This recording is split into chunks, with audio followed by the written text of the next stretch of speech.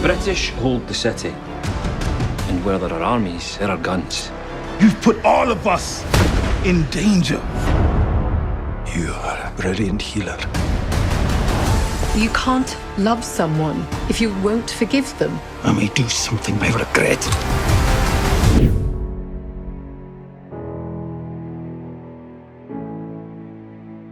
Yeah, Cunningham is a worthy adversary, I think. And again, it's interesting that the rot or the enemy or the illness comes from the inside. It comes from inside the ridge. There's a real power play here, and as Jamie has been away, Cunningham has built this following, and then when Jamie tries to extend an olive branch or extend a friendship and create the Masonic Lodge, we see Cunningham really try and use people and gain their trust and their support. So yeah, he definitely becomes a worthy adversary, and it was so fun to work with Kieran, someone that I've known for many years. So it was really cool to be on set with him. And yeah, it's funny, you know, Jamie and Cunningham both had their own history as well in terms of the sides that they fought on, and they fought on opposing sides. So it's fun that it comes to a head right in the center on Fraser's Ridge. The small thing there is Jamie knows how this ends, ultimately. So there's a guy that comes stepping in that's going to put his community on the opposite side of the winning side. So, you know, he's looking at his whole community getting wiped out, and, you know, the retribution that could come from that. So Jamie has way more, you know, weight on his shoulders than just how it affects him. And I think that's the bigger thing. That's the thing that Jamie always does, is he puts the weight of the world, Jamie and Claire, they put the weight of the world on themselves, not just for their story, but for the story of the collective. And so Jamie could easily have decided, you know, well, let's just step away, you know, whatever happens to this guy, I could step away, but he doesn't. And it's like, this is going to affect the Fraser's Ridge as a whole, so I have to do something about it. And that's when they start making these steps to do something about it.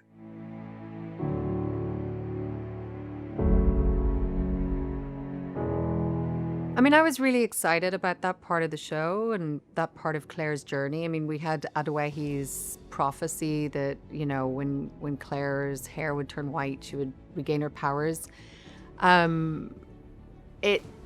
The way it sort of transpires, I don't know that she's so in control of it. It just sort of happens. But that it's part of this bigger mystery at the center of the show. I love the fact that she is part of this powerful lineage. I think it's always been there. But yeah, I think what a gift, right?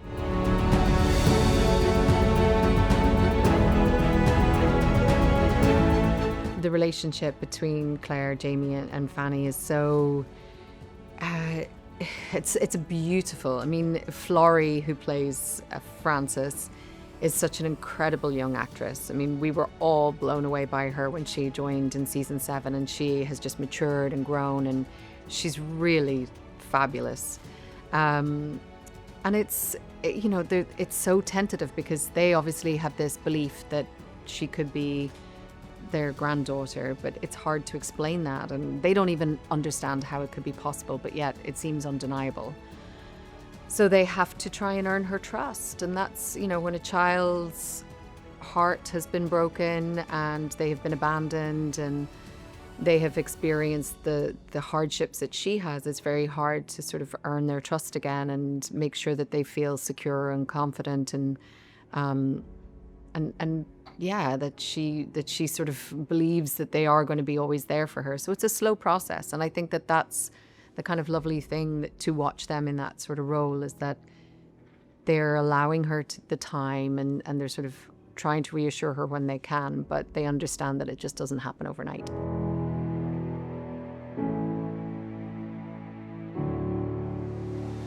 You're absolutely right, because I mean, we talked a lot about how Jamie's never gotten to raise a child of his own. I mean, he has a lot of children, certainly Fergus, young Ian, that he's adopted. But, you know, unlike Claire, who got to raise Brianna. He didn't get to raise her or William. So I think this is his second, third, fourth chance after Fergus and young Ian. But it's really a chance for him to kind of go back and have that opportunity and have that moment. So I think it's very special for him. And some of those scenes are my favorite. Seeing Jamie with Fanny and kind of the tenderness he has towards her. You know, he doesn't have to speak about what he's feeling or who he thinks she may or may not be, but I think those are some really lovely, lovely scenes.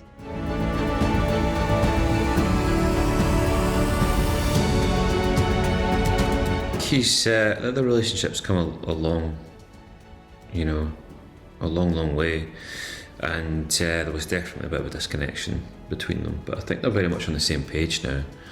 And I think now that the family are sort of settled there and have been able to establish themselves and their base in the 18th century at Fraser's Ridge, I feel like, you know, they are working as much more of a unit, much more of a family, and they have more trust in each other than they do anyone else, obviously. And I think that everyone's opinion is very much valued within that circle.